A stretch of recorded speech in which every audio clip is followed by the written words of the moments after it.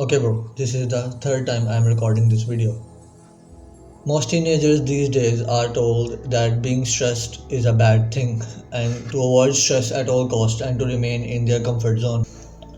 You have been told that you should not be stressed about stuff and that stress is harmful. Short term stress is good if you want to make progress towards your goals. It is the long term stress that can be harmful. But if you want to make progress towards your goals, then you have to be stressed in some way or the other. And even if you are stressed, if you don't know how to use it to your advantage, there is no use of being stressed. If you want to grow as a person, then stress is necessary for you, and there is no other way to grow, whether you like it or not. Step number zero: why even grow? Most people do not even want to make progress in their goals. Heck, they don't even have goals. You probably don't have any goals, right? You are just passing through life and you are going wherever life takes you, and you are happy with this. People say that they are happy in their present state and they want to stay there. The idea that you should get better never even crosses some people's mind. You are not born perfect. When I say it like this, it becomes pretty obvious to you like, yeah, I should make progress in life, but if you don't want a mediocre life and you are a little ambitious. Don't want to make progress in your goals, then it's okay for us because it's less competition for us. But usually you are the one who complain when we win. You're a hypocrite. You do understand that. Most people think that you are born with a fixed IQ and brain power, and that you cannot grow it, and that the people who have good brains are gifted, and we cannot compete with them. Well, that's not the case, especially if you are a man. Andrew Tate put it the best way: the most beautiful thing about being a man is that you are born as an empty canvas. You have no inherent value, but you can choose to become anything you want. You can either waste your life or you can be a force of good for this world. You can be anything from the man who goes to the moon to the man who conquers the known world.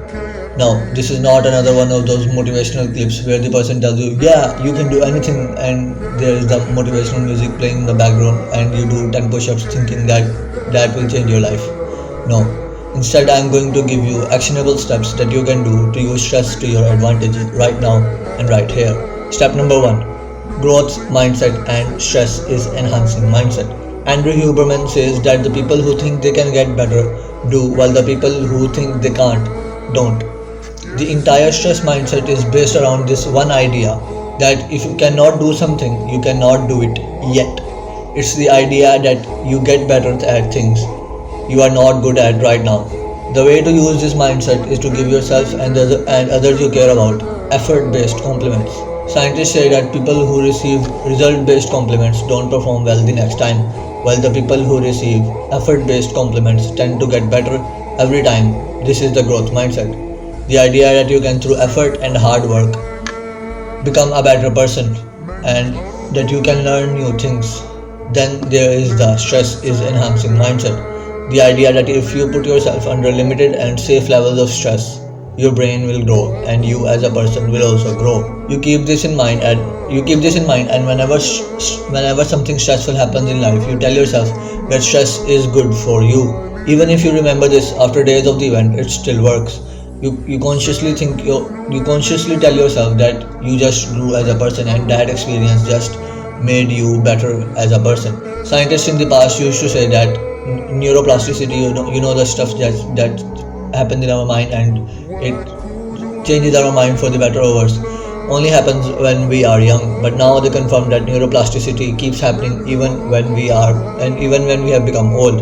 So we can change the way our minds work and our intelligence levels. So why not use it to our advantage? As an actionable step, whenever something stressful happens in your life, consciously think that stress is good for you and that it helps you to grow. Step number two: Kaizen mindset. There is this old Japanese term, the Kaizen mindset. It's the idea that no matter what position we reach in life or how big we win, we must still choose to be a student of someone. For us, this means that we will keep learning for the entirety of our life and having this feeling on the back of our mind that we are still a student. We keep reading books even when we are 80 years old. Make this promise to yourself right now that I will keep reading books until my death, and visualize your 80-year-old self reading books on topics you know nothing about and learning new things.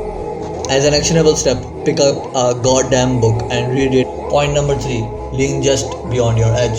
In the book The Way of the Superior Man, the author says that we must lean just beyond our capacity, our limits, because if we go too far beyond our limits, we will break and we won't be able to learn anything, which will make the experience itself useless.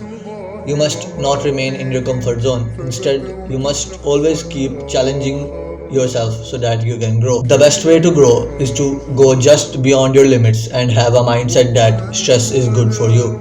It's like when you go to the gym. Once you don't do a 70 kg bench press. No, instead you start from just the empty rod and then you increase the weight as you get stronger and better and better. Why not use the same tactic outside the gym as well? Use it in every area of your life and you will be able to beat 80% of the people out there. If you go well beyond your limits, you will break yourself. If you don't go beyond your limits, you will break your purpose. Damn, bro. Step number 4, pain is the only constant in life.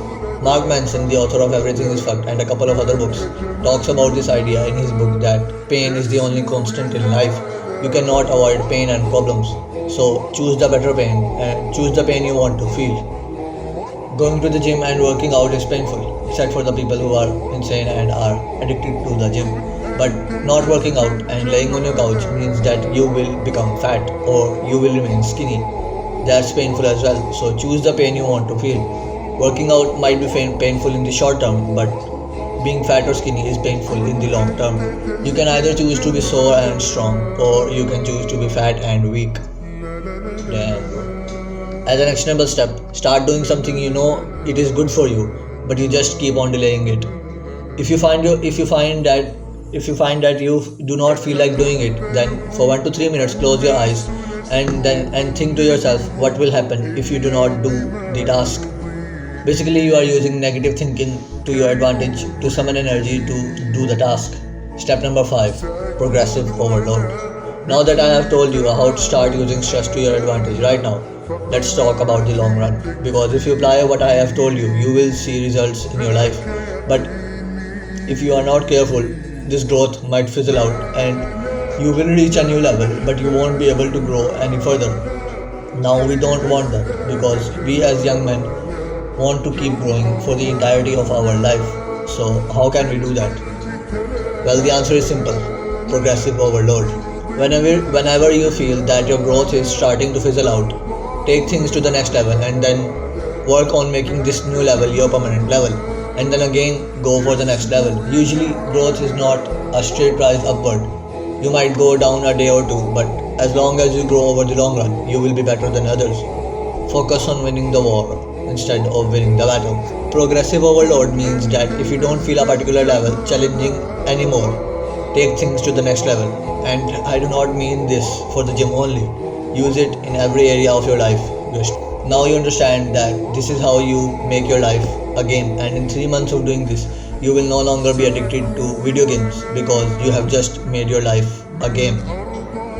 Think of your life as a game in which you wake up every day, you try to be a better person and upgrade your avatar, because those who understand that life is a game win it, while those who don't never start running. Okay, bro. Do good, and I'll see you in Jannah. Mwah.